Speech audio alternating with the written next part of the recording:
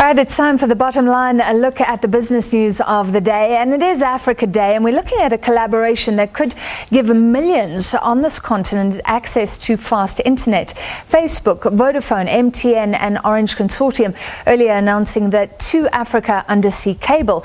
It claims to be the world's largest subsea cable project at 37,000 kilometers long. It will connect 23 countries in Africa, the Middle East and Europe, with 21 landings in 16 African countries. Well, to discuss, we're joined by the International Business Chief Officer at Vodacom, Diego Gutierrez. Diego, thank you very much. The internet has all these invisible connections that we're not always aware of. How important are undersea cables, firstly? Hi, Francis. First of all, good night and happy Africa Day. Yeah, indeed, this is a massive project. It's a great technological advance for the continent. For the first time, it's a cooperation between many partners, a project that we will build a cable more than 37,000 kilometers long. It will cover both east and west sides of the continent, and it will provide more reliability and more capacity to provide services such as 4G, 5G, and fixed broadband connectivity for hundreds of millions of people and businesses around the country. And people want faster speeds, cheaper rates. So will it really be a game changer in terms of those areas? Absolutely. The great advantage of this project is that we're using a new technology called SDM, which in fact doubles the capacity. Instead of carrying 8 pairs of fiber, we're going to be carrying 16 pairs of fiber, which means that it's a more cost-effective technology, and we're going to be able to offer more capacity at the same price. That's going to provide accessibility to many more people in the region, and we can see now that access to digital services and closing the digital gap is a priority for the development of the continent. Yeah.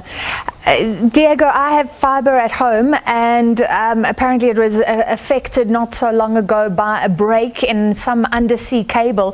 Does the technology deal with those issues?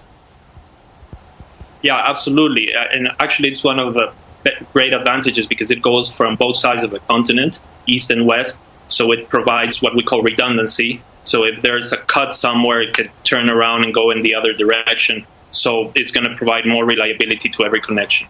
Vodacom obviously working with Vodafone, that's on the consortium.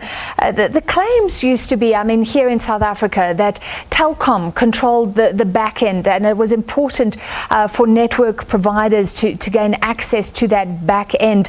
Just tell us how important this is for your specific company, for Vodacom to be playing a role. Well, it's extremely relevant because obviously we're going to have more independence when it comes to our transmission of data inside the continent and also towards Europe and the Middle East.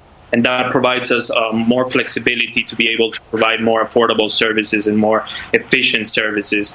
This cooperation is across the continent, so it does not only affect South Africa, but it affects all the countries where the cable will be landing. But you're also working with MTN, your rival, and should we fear at all that this can entrench the power of the big players? It's often said there's not enough competition when it comes to those network providers.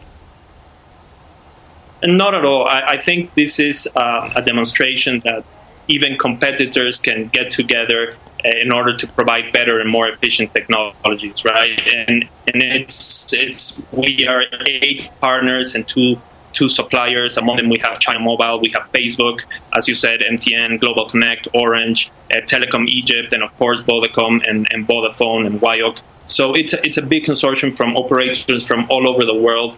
whose priority is to expand connectivity in the region and be able to roll out better and more advanced services to the whole continent. Okay. So to the contrary, I think this is going to be on the benefit of all African people. Yeah, so you're saying it's to the benefit of the companies and to the citizens of Africa.